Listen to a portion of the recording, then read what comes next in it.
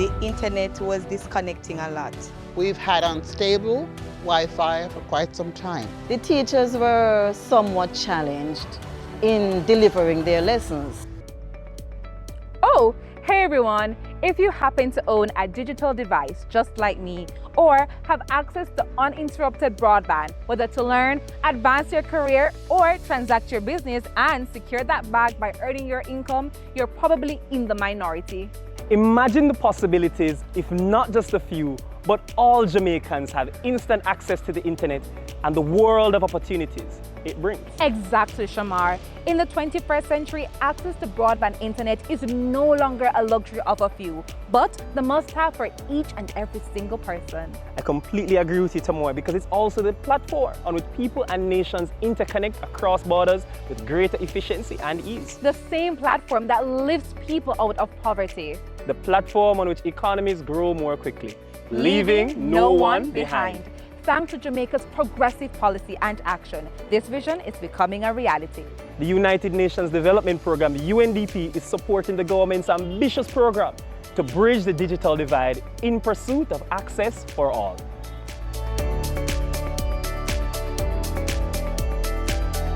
The more substantive bit of our work was the expansion of broadband access to 17 communities across Jamaica.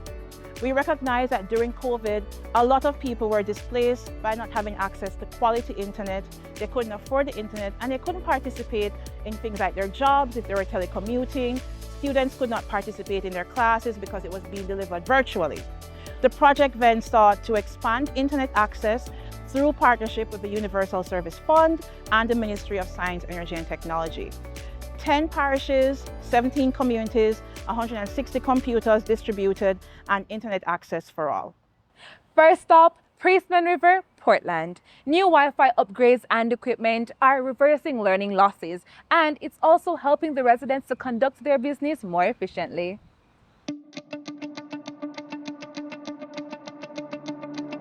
The challenges have been tremendous. We've had unstable Wi-Fi for quite some time. And so it affected our business, really, because the customers would come in and we were not able to do their business as requested. It also affected our students because we were not able to reach out to them to get their homework done. I'm able to submit my assignment, do my projects on time without my teachers arguing. Port Antonio Library is the most popular and available library, and it's like 12 miles away. Especially the elderly who have to travel that distance to do various activities, it's hard for them. So they come here, they can walk. Most of them can walk or they take a taxi and do whatever they need to do. They get assistance from our admin support staff to print, write, photocopy, or whatever documentation they need to get done. Isn't that Jamie over there? You mean Jamie from USF? Oh my gosh! Let's go talk to him. Cool. Hey Jamie. Hi guys. Hi Jamie. We're good. Great. So I think I have a question for you that could really help us. Sure, let me hear it. So Jamie, when many more persons are able to do this kind of transaction, what can this do for Jamaica? Well, as you know, an online digital transaction is really just a cashless transaction that you complete over the internet. By allowing many Jamaicans to participate through this medium, there are many benefits to be derived. And these benefits include, but aren't limited to, greater commercial efficiencies, a reduced cost of doing business, and improved access to many essential services. These essential services include access to healthcare facilities, access to online educational opportunities, and, as you would know, require access to online financial services. There are also more opportunities to have a greater reach in more participants in online commerce. Right? Now, having greater participation in online commerce will aid in improving the standard of living of many Jamaicans, and this will in turn help to improve Jamaica's global competitiveness rating. Absolutely amazing, Jamie. So tell us some more. How can these Wi-Fi assets actually help these communities? Sure. So by investing in broadband facilities, the government is actually advancing its goal of providing universal internet access across Jamaica. Ooh. Right. So the government, through the Universal Service Fund, is aiming to bridge the digital divide by ensuring that equal access to broadband capabilities, access to essential services, and access to the attendant broadband digital technologies exists for all Jamaican citizens regardless of location. Next up, a school for young people with disabilities where Wi-Fi is that bridge helping to overcome learning challenges.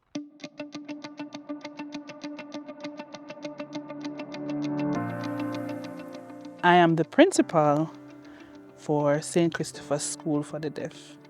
Well, before we had the internet here, we really struggled a lot in the classroom with the children. We're aware that the children tend to be very visual and they prefer to learn through their eyes. So we realized that we're not able to do a good job when it comes to just having the plain instruction. We want videos to help them. Hi, my name is Mr. Oral Daly, and this is my sign name. Since the Wi-Fi was set up at St. Christopher's School for the Deaf, students were now able to have better access to online learning through the Google Classroom platform. So when we had the other computers, the internet was disconnecting a lot. So now UNDP setting up the new computers and the Wi-Fi, we are happy. And we're able to do homework, watch YouTube with educational videos, play games, many other things. And we're very, very thankful for it. So I am happy for the new computers and I like them. I'm able to do all my classwork from the different subject areas such as maths, language, social studies, and science. I use WordWall and I also use YouTube to watch learning videos and to learn more. I like to draw and to make new things. Before now, our students did not have full access to the technology or the internet. Teachers as well.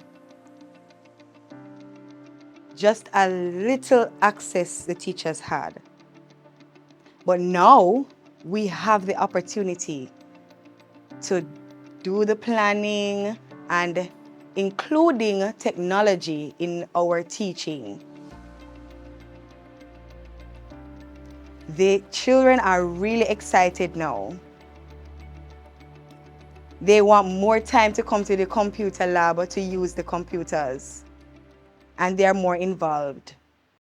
Tamoy, you know, I just sent this overseas job to my friend. Your friend that lives in Jamaica? Yeah, and he actually got the job. A liar, tell. This digital age is just amazing, right? Absolutely revolutionary. And I can imagine you and I would want the opportunity just like your friend. But we need access to good internet. We do need a device just like your friend to access these opportunities. You're right, because I want those opportunities as well. And guess who we could talk to get a little bit more insight? Stacey from UNDP. All right, let's go. Hi, Stacey. Hi, guys. So my friend just got this overseas job online. How critical do you think is this kind of access to reducing inequality and poverty in Jamaica? Congrats to your friend. So a couple questions we have to ask. Does your friend have access to good quality internet? Is it affordable? Do they have the digital skills needed to participate in the job and even use the internet? Those are questions we tend to ask here at UNDP when we're assessing the extent of a digital divide. That is how many people have access to internet and how many persons don't because of different impediments that are social, economic, or cultural. The digital divide usually reflects what is happening in society. So those who are generally poorer or have less resources are less likely to take up opportunities like what your friend has. So what we need to do is to see to what extent we can bring resources to those who are most likely to be left behind, the most vulnerable, looking at rural communities, young persons, giving them digital skills and ensuring that there is equal access to internet to participate in this digital society.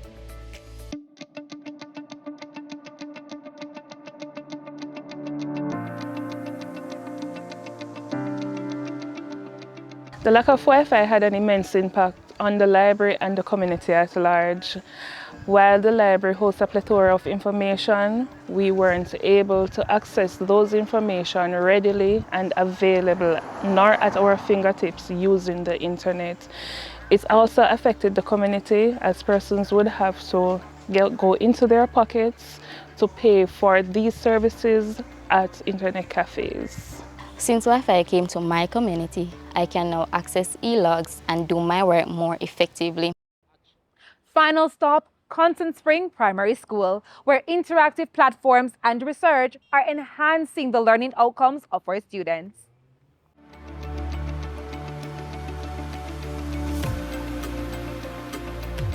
The use of the Wi-Fi asset that we have here, it has actually enhanced the children's ability to grasp concepts that we want to get across to them. And they are able to research and watch videos, do a number of activities so that they can understand clearer some of the topics that we do with them. With the new upgraded Wi-Fi, I'm able to read online books, research on topics that I did not understand in class, and also watch videos on them. Okay, with the new Wi-Fi upgrades, I can, as you said, research or use Word to do presentations for class, or if the teacher gives you classwork, you can use it to do so. I must say that this has been a great change for us. Students are more involved. Students can explore while learning. And when it comes on to assessment, teachers can allow students to manipulate educational apps like Kahoot, where they are able to express and explain what they have learned. So we really appreciate computers and upgrading of the internet, which definitely has enhanced our students' learning. Hi, my name is Kayla Morgan. I am the head girl for Content Spring Primary and Infant School, and I use computers to study and play educational games. Well, over the course of the next decade, we anticipate that Jamaica will be well on its way to becoming a fully connected and digital society. Jamaicans will be able to take advantage or participate in the global digital economy and take advantage of opportunities that present themselves in online learning through partnerships with overseas universities, online commerce opportunities that now present themselves, and opportunities in digital innovation. This is also fully in line with the government's Vision 2030 objectives.